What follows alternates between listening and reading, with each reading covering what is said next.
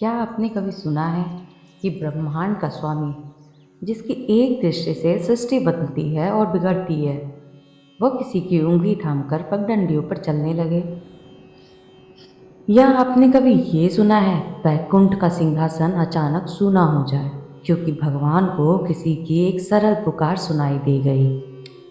आज हम कहानी नहीं, एक जीवंत अनुभव की बात कर रहे हैं। वो लीला है उस नील माधव की, उस जगन्नाथ की जिनकी आंखें कभी झपकती नहीं, शायद इसलिए ताकि वे अपने भक्तों को एक पल के लिए भी अपनी नजरों से ओझल ना होने दें।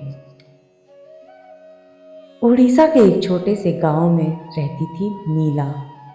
उसके पास ना धन था, न ऊंची जाति का अहंकार, ना ही शास्त्रों का ज्ञान।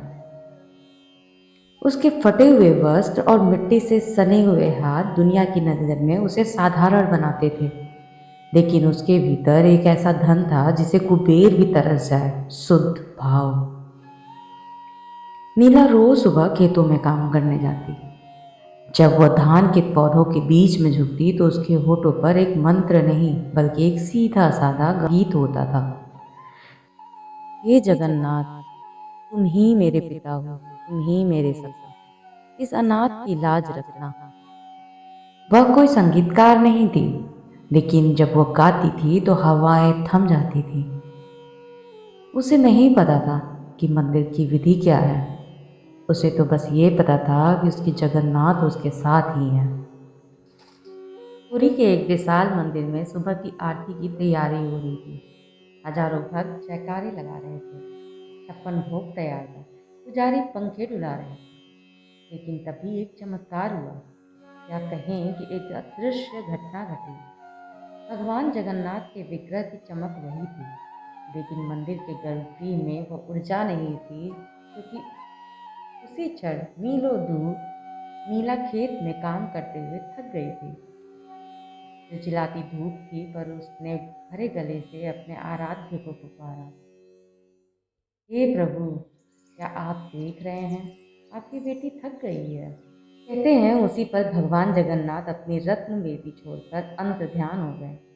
वे एक छोटे बालक के रूप में हाथ में बांस की छड़ी लिए उस दूर भरी पगडंडी पर प्रकट हुए जहां नीला काम कर रही थी। भगवान ने नीला के सर पर हाथ रखा। नीला को कोई आश्चर्य नहीं हुआ, क्योंकि उसके लिए तो वह उसका सखा ही था। उसने अपनी फटी ओढ़नी से प्रभु का पसीना पोंछा और प्रभु ने उसके साथ खेतों में काम करना शुरू कर दिया। कल्पना कीजिए, जिस भगवान के चरणों में लक्ष्मी सेवा करती हैं, वह नीला के साथ मिट्टी में खेल रहे थे। यहाँ मंदिर के पुजारी परेशान थे। उन्हें लगा कि आज भगवान की प्रतिमा को सुनी है। इधर नीला के गीत पर प्रभु झूम रहे थे। हमारे भगवान को मंत्रों की शुद्धता से ज्यादा आंसुओं की पवित्रता प्रिय है। खेलते खेलते नीला को एहसास हुआ कि उसके जगन्नाथ भूखे हैं। उसने अपने झोले से एक सूखी रोटी निकाली और प्रभु को दी।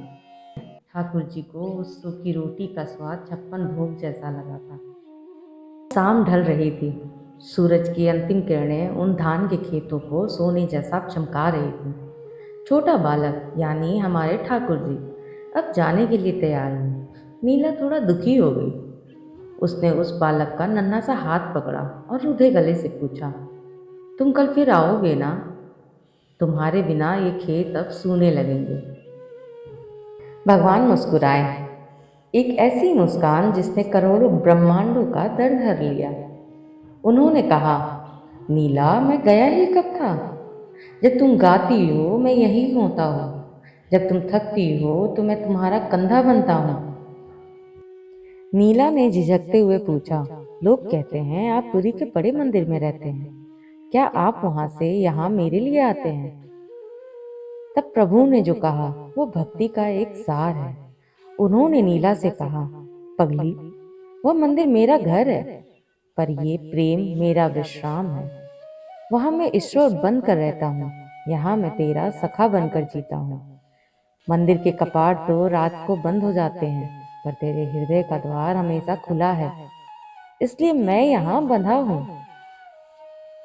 कहते हैं कि उस दिन के बाद पुरी के पुजारियों ने पाया कि भगवान जगन्नाथ के रेशमी वस्त्रों पर मिट्टी के दाग थे, और उनके श्रीअंग से वही खुशबू आ रही थी जो गीली मिट्टी और धान के खेतों से आती है।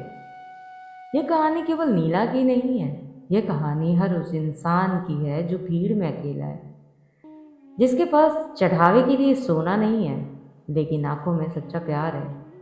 जगन्नाथ जी को उच्च सिंहासनों पर मत खोजिए, वे आपके साथ हैं, आपके संघर्ष में, आपके पसीने में और आपके सरल विश्वास में आपके साथ खड़े हैं। याद रखिए, भगवान शास्त्र से नहीं भाव से मिलते हैं। अगर पुकार में सच्चाई हो तो ब्रह्मांड का स्वामी आज भी अपना सिंहासन छोड़कर आपके खेतों में, आपके दफ्तरों में, आपके छोटे से घर में चले आते हैं। बस एक बार नीला की तरह पुकार कर तो देखिए। नीला की आवाज़ आज भी पुरी की हवाओं में गूंजती है। वो हमें याद दिलाती हैं कि भगवान जगन्नाथ केवल काष्ठ की मूर्ति नहीं, वे भावनाओं के भूखे साक्षात देवता हैं। अगली बार जब आप जगन्नाथ जी को याद करें तो शब्दों को नहीं, भाव को खोजिएगा, क्योंकि जहाँ भाव है वही भगवान है। जगन्नाथ स्वामी नयन पथगामी भवतु में, इसका अर्थ है आंखों की पलकें न झपकाने वाले प्रभु, आप सदा मेरे मार्गदर्शक बने रहे। जय जगन्नाथ।